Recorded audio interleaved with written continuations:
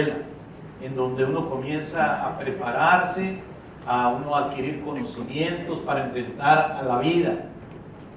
Hace ya algunos años atrás, no dije muchos para que nadie diga pero sí, cuando yo estaba en la escuela, qué cosa. Bueno, cuando ustedes estaban en la escuela, ustedes recuerdan que, bueno, por lo menos así era en mi caso, uno estaba ahí tratando de sacar buenas notas, de dar buenos resultados, y a veces los maestros eran muy drásticos, eran muy fuertes, y le estaban a uno amenazando y diciendo: mira, te voy a poner 0, te voy a poner un 1, vas a tener que repetir la materia, no vas a... Y eso no lo atemorizaba a uno tanto como cuando el maestro le decía a uno: te voy a rebajar tu nota en conducta. Wow, porque alguien que le pusieran una mala nota en conducta, se convertía en el antisocial de la clase, de la escuela. Eso era muy serio. Uno no quería que le fueran a tocar su nota de conducta, porque eso le cerraba las puertas en todo lugar. Y uno aprendió con eso de que uno debe tener buen comportamiento. Bueno, uno trataba de aprender esas cosas. La verdad es que muchos no aprendimos eso. Y tuvimos una vida difícil con eso de manejar nuestro comportamiento, con eso de manejar nuestra conducta. Y la verdad es que siempre nos animaban nuestros maestros a tener 5 en conducta. El mensaje que quiero darles le he titulado 5 en conducta, porque eso es lo que nosotros debemos procurar, siempre tener una buena conducta. Eso es lo que nosotros debemos procurar, tener un buen comportamiento, porque hablamos mucho de dar testimonio, pero hablar de testimonio tiene que ver exactamente con cómo nosotros nos comportamos. Entonces quiero estudiar con ustedes un pasaje en el libro de Romanos. Este pasaje en Romanos capítulo 12, versículos 1 al 13, es un pasaje que nos habla acerca de la conducta de los creyentes en sus relaciones con otros seres, en su relación aún con ellos mismos. Es parte de lo que deben ser nuestros deberes como cristianos. Entonces vamos a estudiar esto porque son nuestros deberes como cristianos. ¿Cuántos saben que como cristianos nosotros tenemos deberes? Esos deberes, cumpliendo esos deberes, estamos cuidando nuestra nota de conducta. ¿Cómo nos van a calificar nuestra conducta? ¿Cómo es que nosotros vamos a relacionarnos? Entonces vamos a hablar de eso, de cómo nos relacionamos.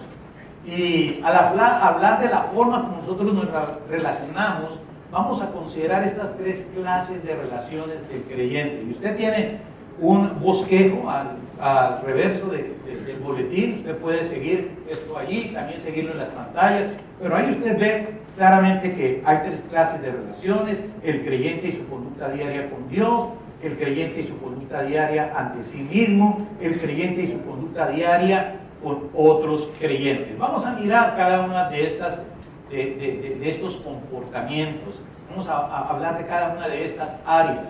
Y primero vamos a hablar del creyente y su conducta diaria con Dios. La relación más importante que un creyente tiene que tener es su relación con Dios, ¿verdad? Miren lo que dice la palabra en este capítulo de Romanos 12, comenzando en el versículo 1, dice: así que, hermanos, os ruego, por las misericordias de Dios, que presentéis vuestros cuerpos en sacrificio vivo, santo, agradable ¿a quién?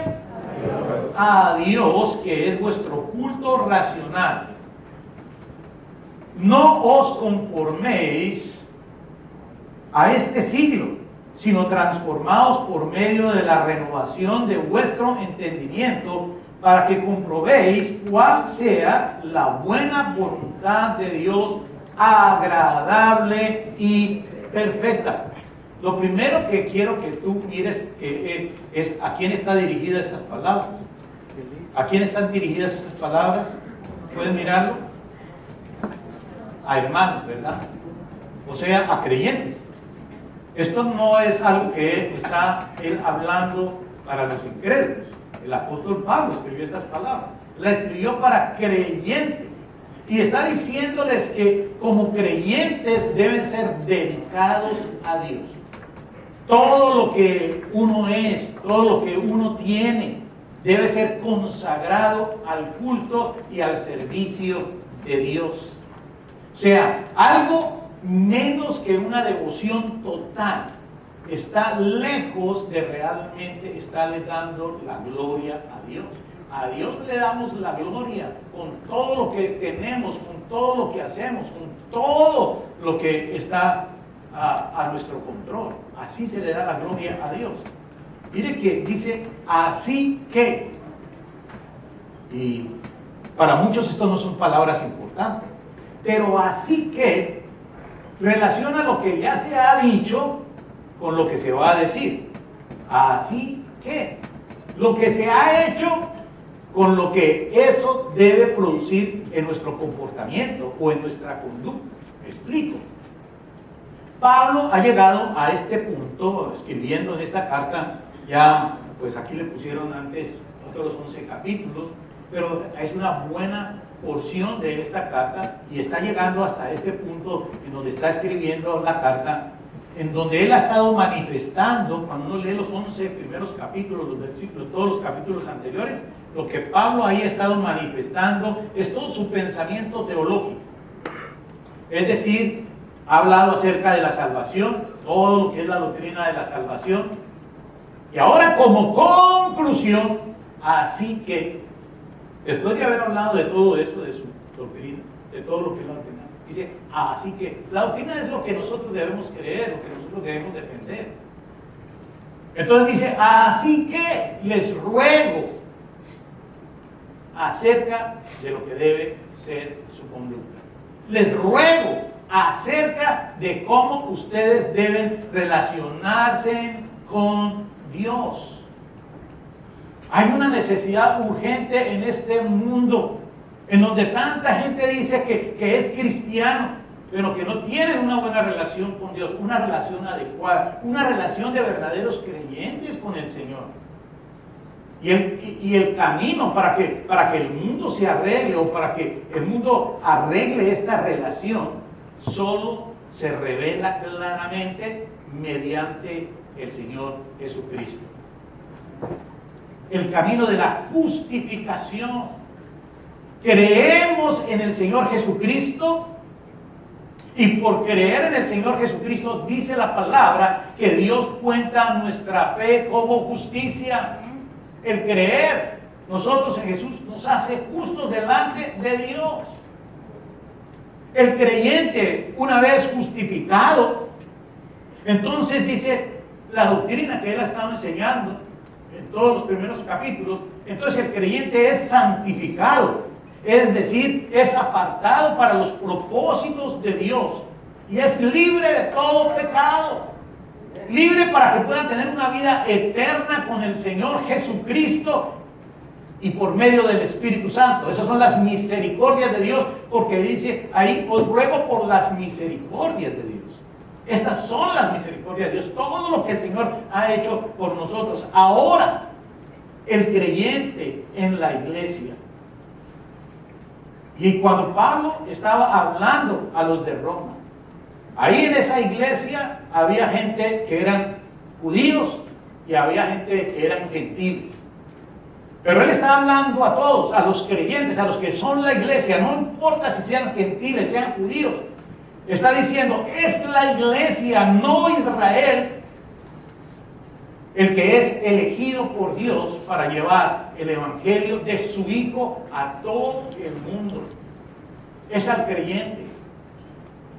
Es a la iglesia, nosotros, de todas partes, de todos lugares, sin importar las culturas que nosotros tengamos. Somos los llamados para llevar el evangelio.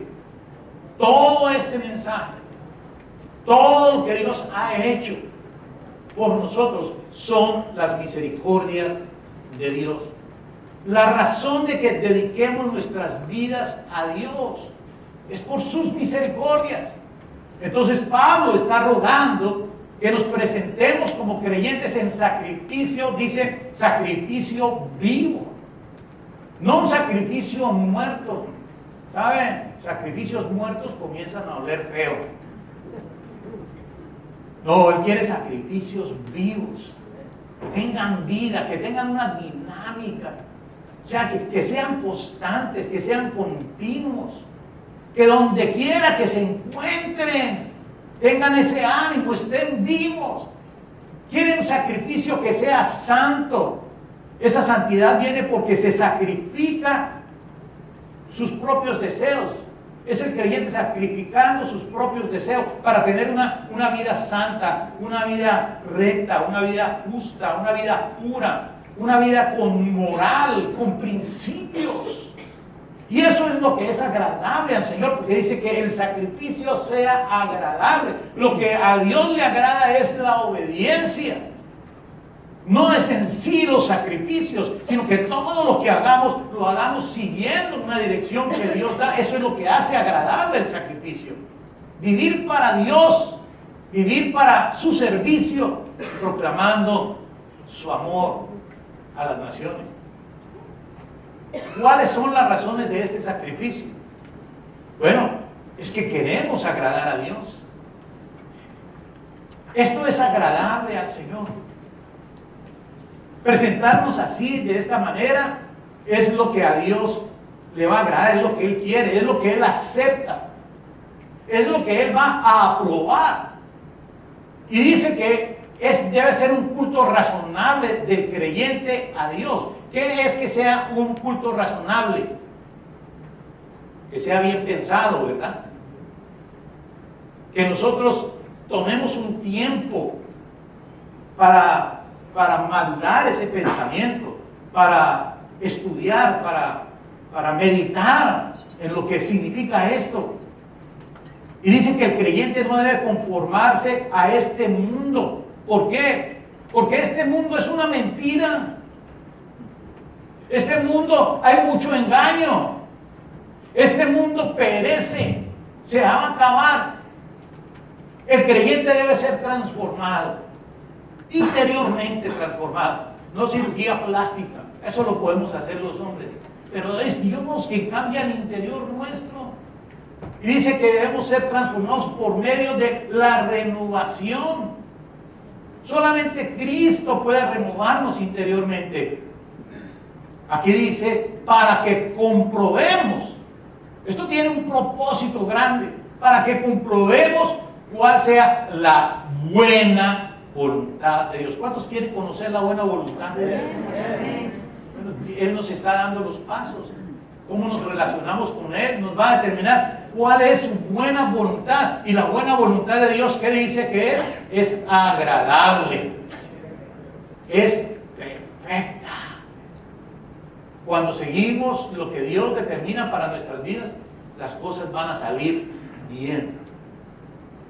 Ahora, la segunda clase de relación del creyente es la relación del creyente y su conducta diaria consigo mismo.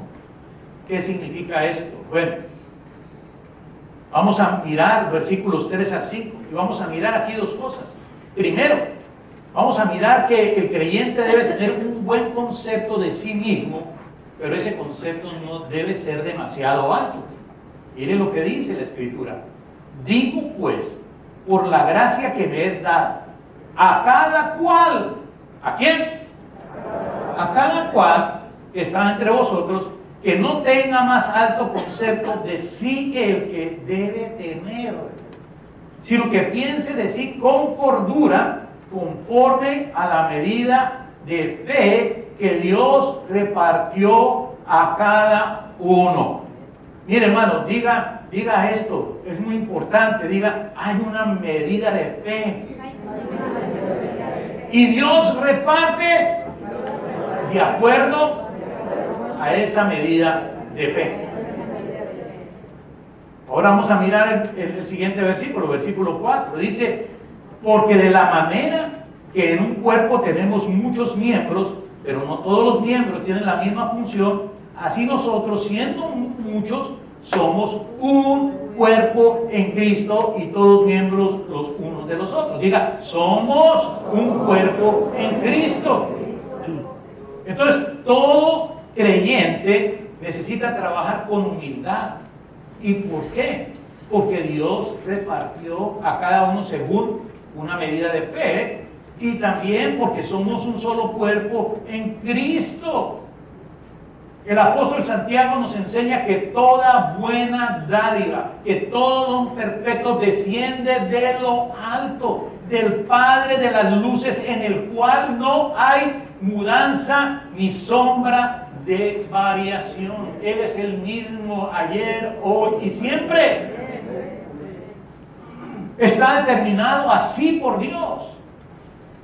Lo que hemos recibido de Dios es siempre una medida solamente.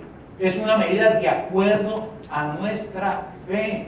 Nadie tiene la cantidad total de algo.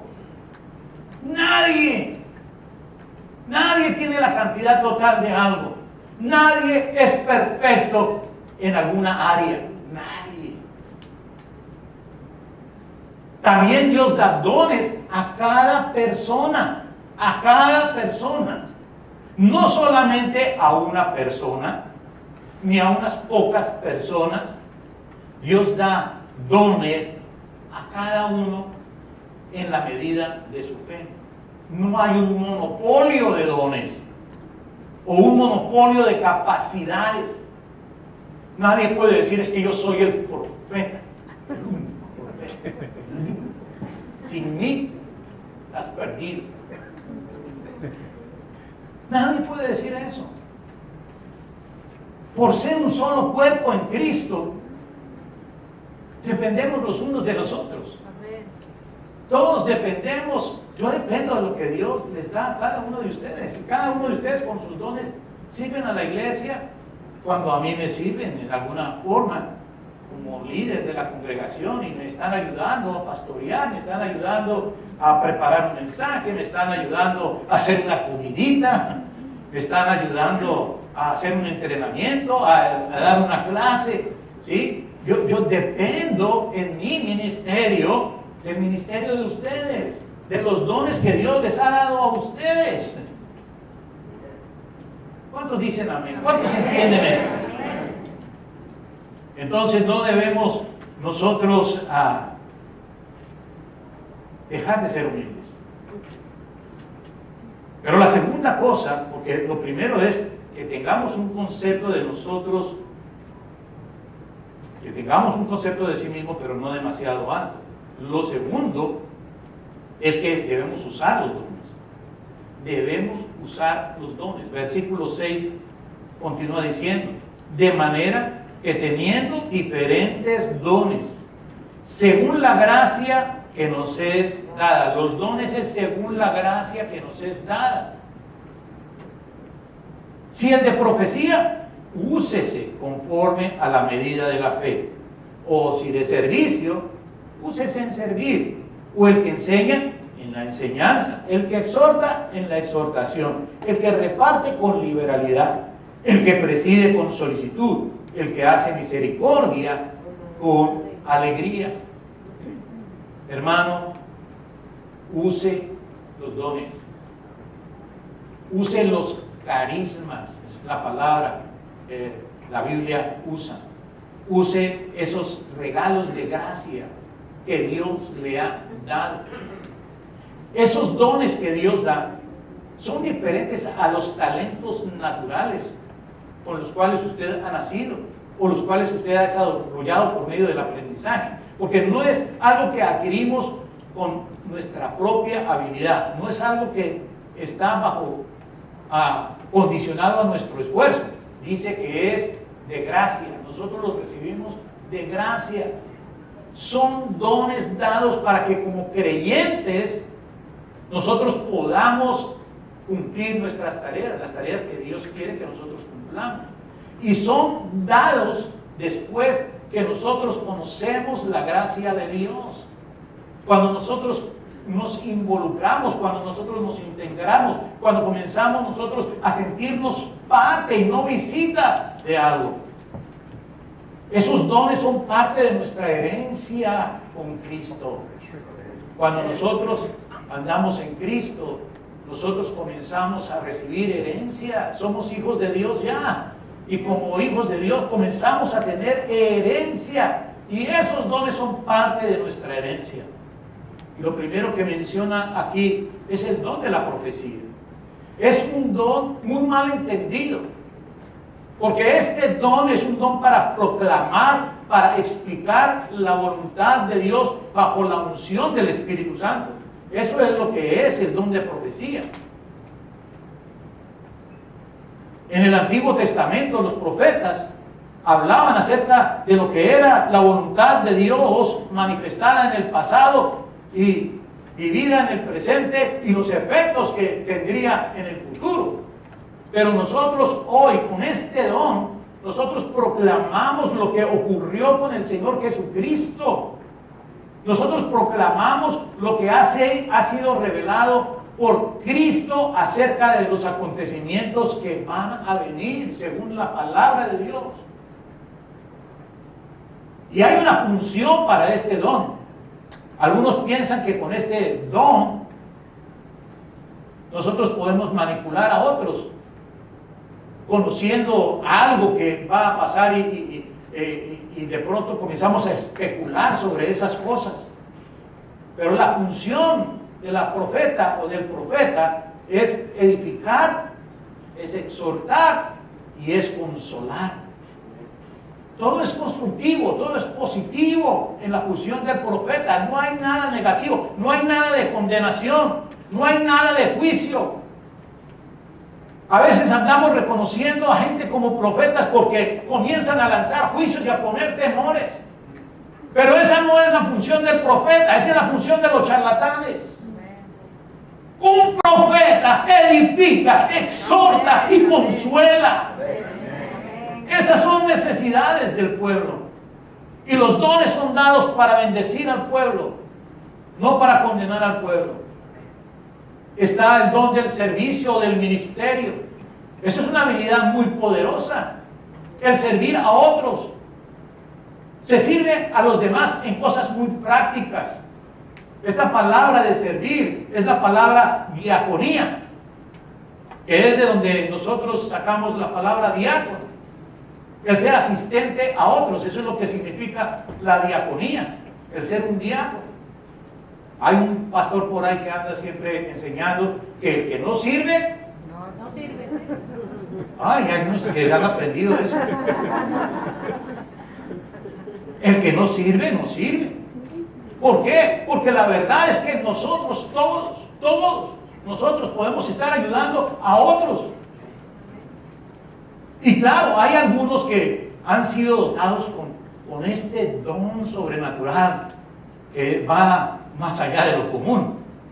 Hay gente que es su naturaleza, está sirviendo. Gloria a Dios, porque aquí nosotros tenemos muchas personas que andan sirviendo. Y si tú no lo estás haciendo, mira, esto es algo que necesitas escuchar y meditar delante de Dios. Porque sí hay la posibilidad de servir. Sí hay la necesidad para que tú sirvas. Pero tienes que estar escuchando la voz del Espíritu Santo que te está guiando hacia en dónde tú te vas a sentir cómodo en el servicio. Gracias por estar aquí. Gracias por estar atendiendo a cada reunión. Gracias por sus aportes también. Qué bueno que tú eres un diezmador. Qué bueno que tú eres una persona que andas dando ofrenda. Eso está muy bien. Pero ¿sabes una cosa? Dios te quiere es sirviendo. Actuando. No solamente siendo el espectador, sino haciendo algo para el Señor. Y todos lo podemos hacer. Está el don de la enseñanza, que es la habilidad para explicar, para fundamentar a la gente en la verdad.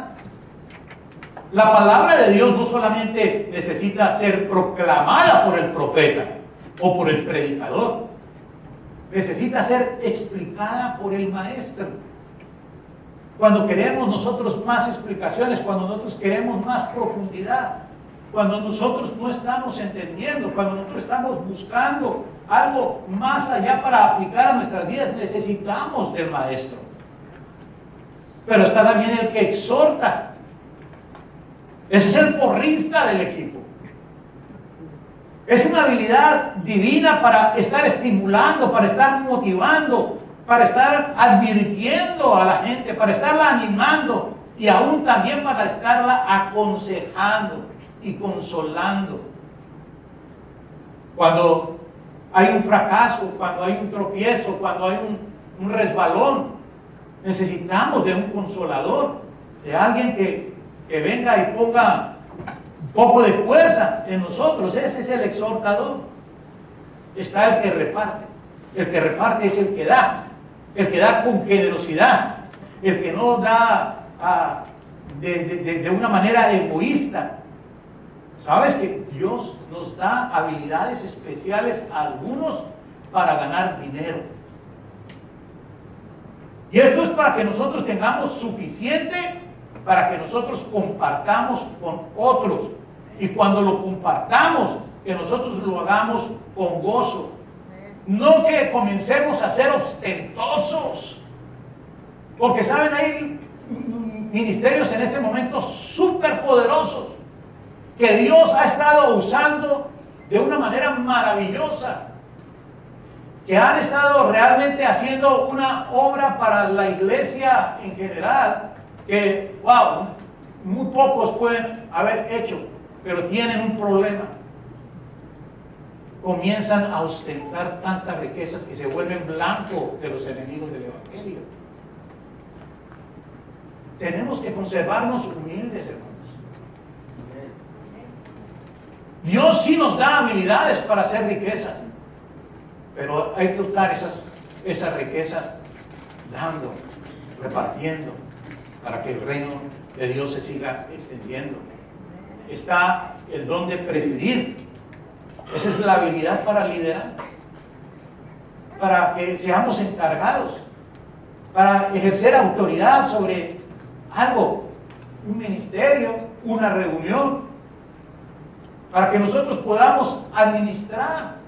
Qué lindo poder ver aquí en la alabanza o en las clases o en el patio, en cualquier área de servicio en la iglesia, ver gente que comienza a liderar y que comienza a tomar la autoridad del Señor, lo del Espíritu, y se apropian de lo que es el Espíritu y comienzan a ministrar a otros. Comienzan a dirigir a otros con la seguridad de que simplemente están siendo instrumentos de Dios. Hay también aquí el don de la misericordia. Es esa persona llena de compasión, es una persona que puede ministrar perdón, que puede enseñar a otros a perdonar, porque es persona piadosa, porque es una persona de esas bondadosas, que son esas personas que alegran la vida, que iluminan todo lugar a donde llegan. Esos son los misericordiosos. Pueden haber todos ahí cabizbajos y todo, pero entra esa persona y el ambiente cambia. El gozo del Señor está sobre estas personas que tienen misericordia. Y son instrumentos que convierten el llanto en alegría. Dios usa a estas personas. Nosotros, dice la palabra de Dios nos enseña que nosotros podemos actuar en esos dones. Él nos da según la medida de la fe. Cuando tú estás frente a una necesidad, que tú estás allí viendo algo en lo que tú necesitas, un don de estos, solamente tienes que pedirle a Dios: Señor, ayúdame, dame el don que yo necesito. A veces personas dicen: no, yo no soy sino esto. No, usted está limitando a Dios. Sí, es cierto que de estos dones de pronto hay uno que predomina en lo que nosotros hacemos, en la forma como nosotros somos, cómo nos comportamos. Uno de estos dones va a predominar, pero la verdad es que Dios quiere a nosotros usarnos de cualquier manera, en cualquier forma, cuando sea necesario. Entonces, si lo que se necesita es uno que predique, pero tú dices: no, yo puedo limpiar las mesas, pero yo no puedo predicar. No. Tú estás ahí, eres el creyente. Pídale a Dios que te dé una palabra para predicar. Ahora hay quien necesitamos alguien que recoja las mesas, pero tú estás diciendo, ah, no, yo soy el predicador, yo no me voy a poner a recoger las mesas. Pues más bien es que pongas eso delante de Dios, porque Dios también te puede dar el don de servicio para que tú puedas también recoger las mesas. Y limpiar las mesas cuando es necesario hacerlo. Dios te va a dar el don, amén. Amén, gloria al Señor. Gracias a Dios que están como de acuerdo, no veo así caras que me están diciendo, es que está como loco el pastor este día. La tercera clase de relación nuestra, el creyente y su conducta diaria con otros creyentes. Ay, hermano, esto sí no se puede hablar sino después de uno haber orado mucho. Porque la gente a veces no le gusta lo que uno tiene que decir con respecto a esto. En su conducta diaria con otros creyentes, el creyente verdadero debe primero amar sinceramente, sin hipocresía. Versículos 9 al 10. Hermano, mire, sonrían, Cristo les ama. Así decía Gigi cuando quería darle duro a alguien. ¿Cuántos conocen al superpredicador Gigi Ávila? ¿Han oído del predicador Gigi Ávila? Cuando él necesitaba decir algo fuerte, primero decía, sonría, Cristo les ama. Hermano, ame sinceramente, no sea hipócrita.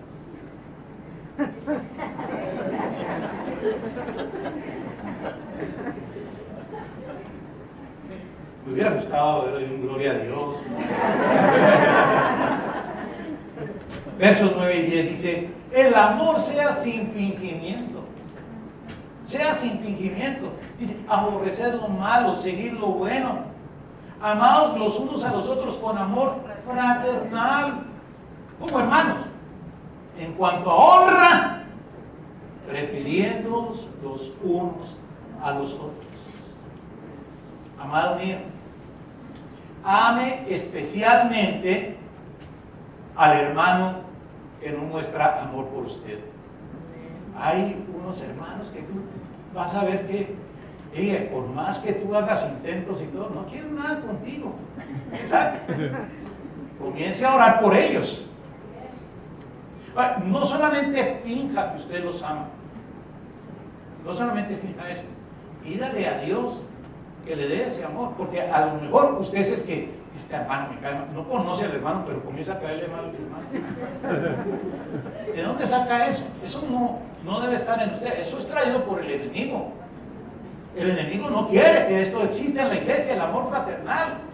Y cuando usted está comenzando a sentir, ay, no es que este hermanito como que, y usted se guía por las apariencias, comience a orar por ese hermano. No solamente finja que usted lo ama, ámelo honesta y verdaderamente. Ámelo ¿sabe por qué? Porque Dios lo ama. Dios también entregó su vida por él como lo hizo por ti. El apóstol Juan nos enseña diciéndonos, hijos míos, no amemos ni de palabra ni de lengua, sino de hecho y en verdad. Así nosotros debemos amar. Hay hipocresía. Hay hipocresía cuando se pretende dar o se pretende mostrar algo que en realidad no existe. O cuando solo se dice o se muestra algo por un interés propio. Estamos buscando una ganancia, estamos buscando un favor, estamos buscando una posición, estamos buscando una ventaja. Es triste ver que muchos usan la iglesia, pero no la aman. Muchos usan la iglesia, vienen a la iglesia y pretenden sacar algo de la iglesia, pero no la aman. Y no necesariamente son cosas malas, no es que estoy diciendo que vienen a robar ni nada de eso, pero quieren el compañerismo, quieren ese momento que la iglesia brinda, en donde se siente paz, en donde se ministra, en donde se ora por ellos, en donde se les da una palabra. Quieren todas esas cosas, pero no quieren hacer nada por la iglesia. ¿Dónde está el amor por la iglesia? El amor siempre da. El amor siempre saca algo de sí mismo para bendecir a otros. Estos versos 9 y 10 nos están mostrando aquí algo muy especial, porque nos están mostrando 4 formas prácticas de amar a los demás creyentes. Pero también la podemos aplicar a los que no son creyentes. Dice aquí, la primera cosa que dice, aborrecer lo malo. Entonces, el creyente ama aborreciendo el mal. ¿Por qué? Porque el mal destruye la vida humana. Por eso aborrecemos el mal. El salmista dijo, apártate del mal, haz el bien, busca la paz y síguela. Eso es palabra de Dios. Y también dice aquí que debe seguir lo bueno. El creyente debe amar siguiendo lo bueno, deseando solo lo mejor, todo el bien posible, aunque el otro te esté deseando lo peor. Tú debes desear lo mejor posible. Como dijo el apóstol Pablo en Gálatas, así que según tengamos oportunidad, hagamos bien a todos, y mayormente a quienes, a los de la familia de la fe. Eso lo dijo Pablo, eso lo enseña Pablo. El creyente debe mostrar amor a sus hermanos en Cristo. ¿Cómo? Siendo amables, siendo afectuosos con ellos, dándoles honra. No, hay tanta deshonra entre nosotros, hermanos. Nos deshonramos de tantas maneras. El negar un saludo es deshonra. El murmurar en contra de otro hermano es deshonra. El criticar, el juzgar, todas esas cosas son deshonras.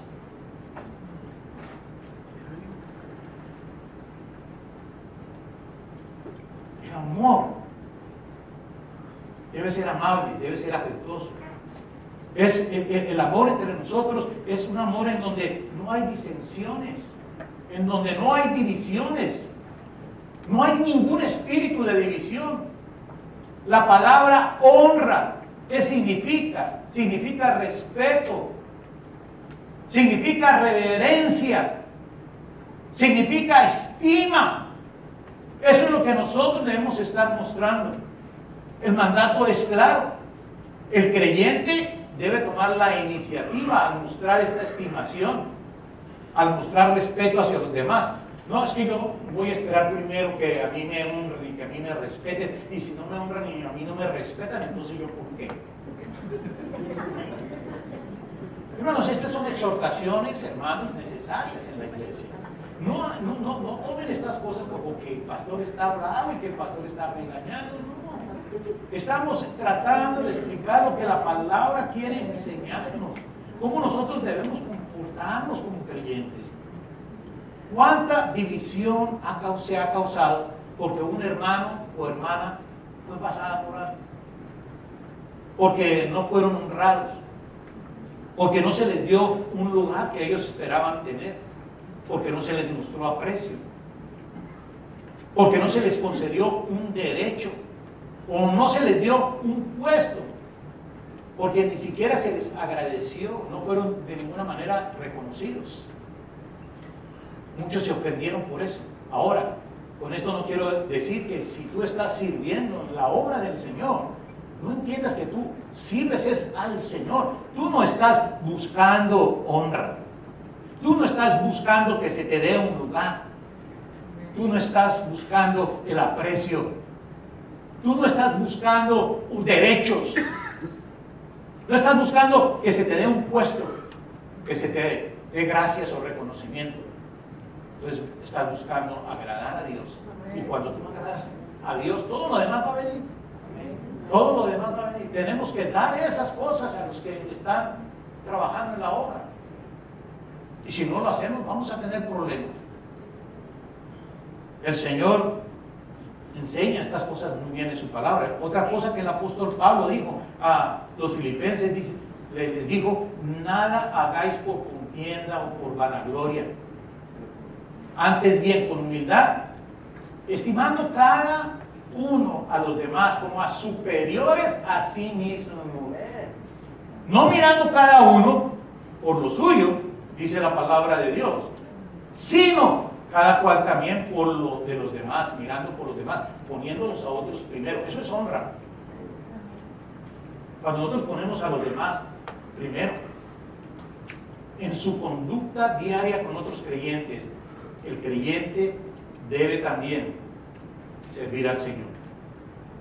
Versículo 11. Dice, en lo que requiere diligencia, no perezosos, ¿no qué? No perezosos, fervientes en espíritu, sirviendo al Señor. Eso quiere decir que no se debe ser negligente ni en los asuntos propios ni en los asuntos del reino. No debemos ser, como creyentes, nosotros no debemos ser flojos, ni debemos ser holgazanes. Es decir, no debemos dejar para mañana lo que podemos hacer hoy, ¿verdad? Un proverbio dice que la pereza hace caer en profundo sueño y el alma negligente padecerá hambre. El que es negligente, eso es lo que va a tener como recompensa. Va a sufrir hambre. Dice aquí que el creyente debe ser ferviente en espíritu. Es decir, debe ser un apasionado por la causa de Cristo. Es que debemos vivir diligentemente, tanto físicamente como teniendo un espíritu ferviente. ¿Para qué? Para poderle servir a Él. Amén. Amén. En su conducta diaria con otros creyentes, el creyente verdadero también debe, número 3, vencer las pruebas. Tercero, debe vencer las pruebas. Debemos vencer las pruebas. Versículo 12 dice, gozosos en la esperanza, sufridos en la tribulación, constantes en la oración. Y es como el espíritu de la canción que cantamos hoy, ¿no? En pruebas, en aflicciones, nosotros alabamos a Dios. ¿Por qué? Porque sí, sufrimos las tribulaciones, pero no dejamos de orar, no dejamos de adorar. Nos gozamos que tenemos una esperanza. Mientras viva en esta tierra, el creyente va a enfrentar problemas, el creyente va a enfrentar dificultades, tribulaciones, vas a enfrentar también las pruebas, el sufrimiento, vas a tener traumas, tormentos, sufrimientos, te van a doler cosas. No obstante, el creyente tiene un recurso para vencer. Puede hacer haciendo 3 cosas fundamentales. Debe regocijarse en la esperanza, dice, debe regocijarse en la esperanza, que hay esperanza. Su esperanza es Dios. Su esperanza es la presencia del Espíritu Santo en su vida. La presencia de Dios está ahí. Esta preocupación que Dios tiene para con usted, ese cuidado de Dios. Tú eres la niña de los ojos de Dios. El creyente sabe que no tiene que enfrentar las pruebas solo. El creyente sabe que ninguna situación es desesperada. Entonces, en consecuencia, no solamente espera el poder liberador de Dios, sino que se goza, se regocija en la esperanza que Dios le ha dado. También dice que el creyente debe soportar las pruebas. Lo debe hacer ¿cómo? Lo debe hacer con valentía, con coraje. Debe estar proclamando: todo lo puedo en Cristo que me fortalece. Ante esas dificultades, todo lo puedo en Cristo que me fortalece. Amén. Y dice que también una tercera cosa, que el creyente debe perseverar en la oración. Oración, incluyendo la adoración. Perseverar, ¿qué es? Perseverar es que está continuamente poniendo atención en una cosa. Está dedicado, atento a algo. Le está dando cuidado intensamente. El creyente está en constante comunión con su Señor, dependiendo de Él para suplir la fortaleza necesaria para caminar a través de las tribulaciones del diario vivir.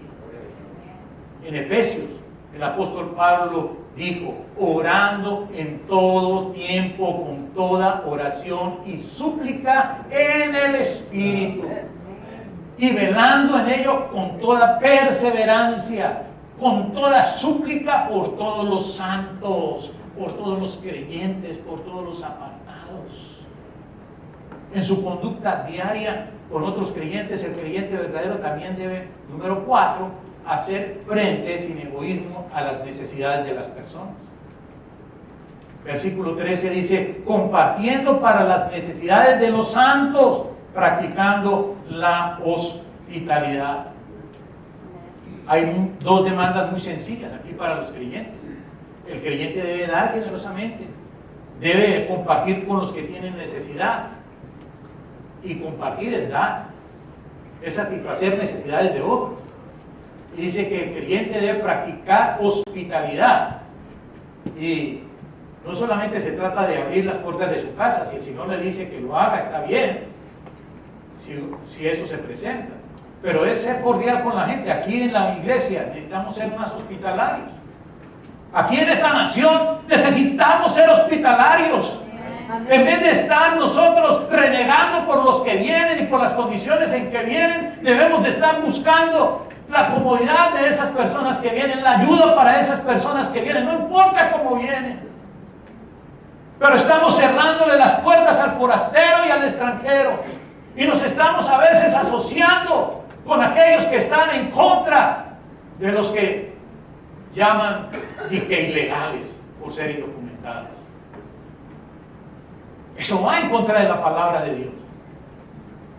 Y estas demandas son para creyentes, con otros creyentes, pero es algo que necesitamos aplicar con los que no son creyentes. Hay que discernir para hacer estas cosas, hermanos.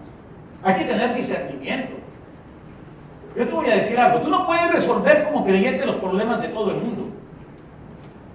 Tú necesitas primero cerciorarte que realmente tú sí puedes y debes actuar en algún caso para bendecir a alguien de esta manera que está hablando aquí la Escritura.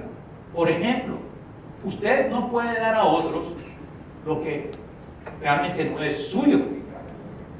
Puede ser que usted tenga una plata ahí en el banco, puede ser que usted tenga una plata ahí en la bolsa, pero la verdad es que eso no le pertenece a usted.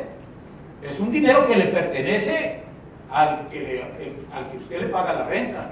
Eso es para pagar la renta. Usted no puede comenzar a regalar eso. No es suyo, es de esa persona. O es el dinero quizás de la comida de su familia. Usted no puede regalar, quitarle el pan de la boca a su hijo para darlo a otro. Esto es lo que usted pone aparte, de lo que usted va ahorrando aparte, de lo que usde va teniendo aparte, de lo que le va a usted de lo que usted sí puede sacrificar, quizás un poquito de aquí, quizás un poquito de allá, pero sea una persona que discierne el Espíritu. El Espíritu es el que le guía. Cuídese de los que dicen que son hermanos, pero lo que están es buscando aprovecharse de ti. Cuídese de los oportunistas y los que quieren abusar de tu fe. En conclusión, Dios determina en su palabra tu conducta, tu comportamiento, la forma en que tú debes manejar tus relaciones. ¿Saben? Él quiere que tú seas siempre calificado con 5 en conducta. Debemos tener temor nosotros de ser calificados con algo menos que 5. Por eso necesitamos trabajar. Necesitamos meditar mucho en esta palabra, porque seguro que Dios nos ha hablado aquí hoy de algunas cosas que nosotros debemos mejorar, de algunas cosas que necesitamos nosotros escuchar para meditar. Incline su rostro, cierre sus ojos y dele gracias a Dios.